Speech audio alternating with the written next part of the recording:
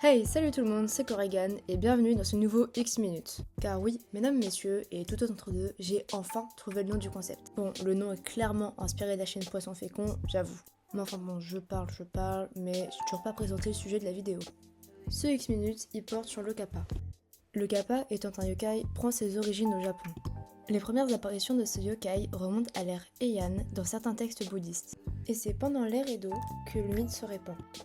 Il est nommé Kappa Kappa ou Kawataro, appartenant au peuple des dieux des eaux, autrement dit les Suijin en japonais. Avant d'aborder les mythes qui entourent ce yokai, parlons vite fait de son apparence. Sa petite taille a pu influencer son nom, qui signifie enfant de la rivière. Une apparence humanoïde, mais on peut voir une carapace sur son dos. Il aurait une peau écailleuse qui peut varier du vert au bleu, c'est selon les légendes. Il a les mains et les pieds palmés, griffus, et a un bec à mi-chemin entre l'oiseau et la tortue. Et bien sûr, le plus important, au sommet du crâne, un creux qu'il s'assure d'avoir toujours rempli d'eau. En gros, cette eau, c'est son énergie. Donc, s'il en renverse, il perd toute sa puissance et devient simplement un pauvre humanoïde paralysé comme une andouille. Genre, comme ça, quoi. Il vit dans les rivières, et c'est donc en ces lieux que prennent racine les mythes le concernant. Certains disaient Kappa farceur, mais bon, franchement, pété farce.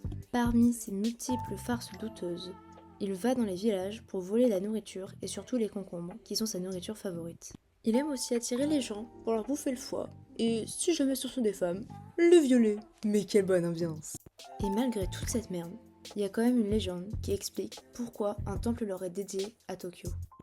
Il y a très longtemps, à l'époque où Tokyo était encore une multitude de petits villages, un homme nommé Kawataro utilisa l'aide que les kappas lui fournirent pour construire un barrage.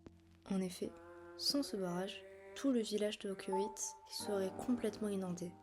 Alors, c'est pour célébrer cette entraide homme-yokai que un temple fut construit au cœur de Tokyo. De nos jours, on retrouve les kappas un peu partout dans la pop culture. Si on est à peu près de la même génération, vous avez aussi connu la hype de fou qu'il y avait avec les Tortues Ninja et le début de l'engouement ainsi que le sommet pour Yokai Watch. Et là, c'est le moment où tout le monde se demande pourquoi je parle des Tortues Ninja et Yokai Watch, quoique Yokai Watch c'est compréhensible, étant donné qu'on voit littéralement un kappa avec le yokai Kappa Cap. Et c'est là où tout le monde se demande, bon, et les Tortues Ninja? Eh bien c'est très simple, figurez-vous que leur créateur était un putain de fan des kappas. Cet homme, que dis-je, cet artiste aimait les kappas. Et ça, franchement, c'est cool. Voilà, c'est fini. Je sais que cette vidéo était beaucoup plus courte que le X minutes sur les cachalots, mais je savais pas trop quoi dire parce que c'est un peu plus compliqué de faire un sujet, on va dire, fictif, sachant que même si j'adore ça, je me sens beaucoup plus, disons, pas qualifiée, mais je suis plus à l'aise à parler d'un animal qui existe vraiment. Donc j'espère que la vidéo vous a plu, abonnez-vous, donnez des commentaires. Si vous avez des questions, des propositions, allez-y, lâchez-vous. Si vous avez des conseils, je suis totalement preneur parce que c'est un petit peu là des niveaux capacité. Et sur ce, ciao!